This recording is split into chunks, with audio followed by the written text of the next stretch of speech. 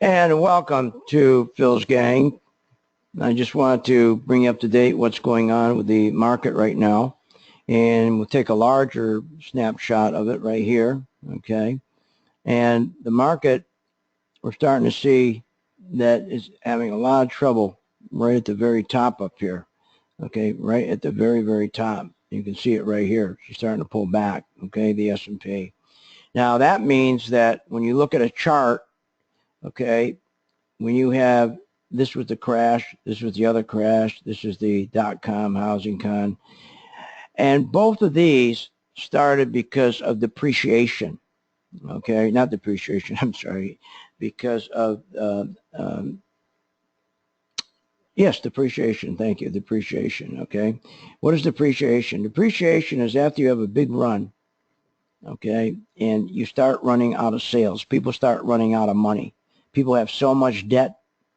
Okay, and if they don't allow the market to go into a recession so they can clean up that debt, okay, so we got about $175,000 per man, woman, and child a debt. That's crazy. So when you build debt up like this, the market stalls out. So normally what they do is they let the market pull back, okay, into a recession. They didn't allow it to pull back into a recession. What a recession does, it cleans up the debt. Because when you have companies, governments, individuals suffering with debt, they can't grow. It's impossible to grow. That's why our GDP is 1.6% when it should be 4%, because we're smothered with debt. When you have debt, buying stops. Prices start decelerating. People stop buying for two reasons. One, they don't have enough money to buy. And the people that do stop looking for a better price. Think, well, it's going, prices are going down. Why should I buy now?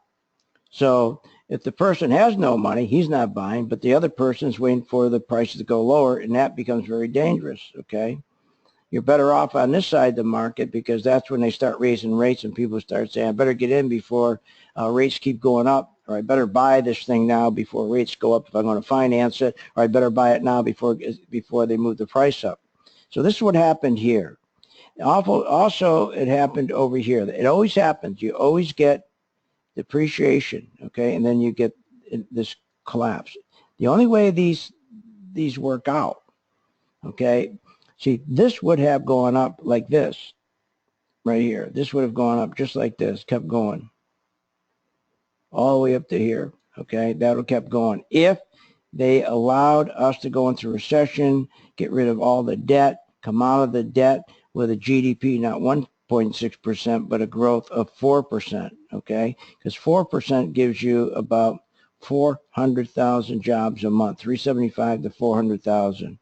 1.6% gives you 150,000, and the quality of jobs is all terrible service jobs.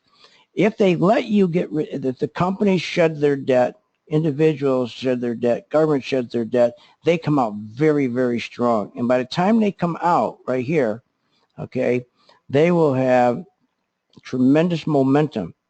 And the GDP should kick in about 3% to 4%. And then it'll kick the rest of the way and keep that market going up. When they didn't do that, and it collapsed again. Two chances they had to let us do a recession. They didn't do it. So this time, they ran the market up. And then when it was ready to turn, they said, let's fool everybody. Let's bring interest rates down to zero instead of doing letting the country go into a recession, because both Bush and then Obama, they were more worried about their legacy than worrying about us. So they said, each of them said, let's just do zero money instead of doing a recession. That'll work. No, because it's more debt. You keep increasing debt. You got to get rid of your debt to get this. To get growth, you need debt gone. To get a real recovery, this extension to keep going, you got to get rid of your debt. If you don't get rid of your debt, you don't get this. So what they did is said, well, let's do it artificially. We'll just give banks money for nothing, free, and they'll buy their own stock and push it up. Well, now you got more debt on top of the debt you had over here. Then you didn't let it. You didn't let it go into recession, okay?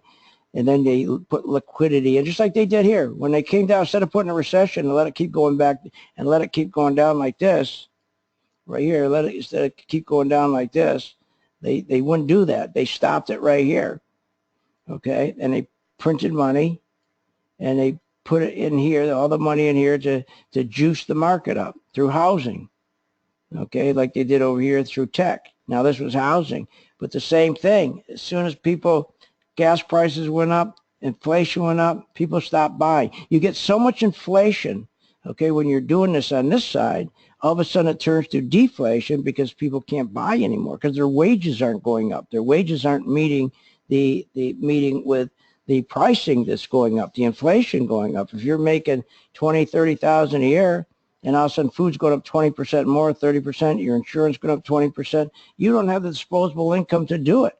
So you stop buying. So then the prices start dropping. So you got to say, all right, let's go into recession. Let's get rid of all the debt. No, they didn't do it. So what they decided to do is go 0% money right here. So we got one of the biggest stock market bubbles in history. Okay, this should not be up here. When this collapses, it's going to be incredible. Watch the banks right now. The banks are in real trouble. And the reason why the market is stuck has been going in such a sideways consolidation for so long because the banks are weak. 25% of our banks should be in bankruptcy. That's right. They're just holding on. All right. So there's going to be some great opportunities, and we just found them. A lot of the opportunities going to be in restaurants. We just found a beautiful restaurant, which is going to be a great opportunity, which is going to be, of course, Cracker Barrel, okay? Symbol CBRL, CBRC, here is CBRL. And if you look at CBRL, look at this big drop. This is the high of the year. Look at that drop. Now she's starting to form a base. Oil got clobbered. So you take a stock like WLL, same thing. It's gotten clobbered, see? Now she's, look at this. Wow, in the last year, look at that. Now she's forming a base. These are beautiful stocks that are on sale. WFT, another oil. WFT got clobbered. See, look at this. This is the year low now. Now it's starting to consolidate. That's where you get them when they're on sale. So again, if you're not a gang member, join the gang. Especially get your color-coded chart right here, which is called our MV2 right there. Okay, or you can go and get the MV1. MV1, the difference between MV1 and MV2, MV1 is for people who are short-term swing traders. This over here are people who don't want to have to learn anything, people who don't want to have to study anything. Okay, they just go by the color code. It's so simple, so easy, all right? And that's called our MV2. And this is all about money going in and money going out, okay? So you got two different kind of charts here. So join the gang, and at the end of a month, because this one is going to be free for 4 weeks, it's $39.95 to join the gang. You get this chart with it. So that's a beautiful thing. At the end of the month, then you can see, you know, how things are going. But if they're not reducing debt, which means these stocks are going to get clobbered, which means the stock market's going to get clobbered. Okay, no recession ever. More debt with all this 0% money, you're going to see a stock market crash like you've never seen. And you can make money on the way down shorting. As long as it's red, short it. We'll show you how to do it using this chart. See you on the charts.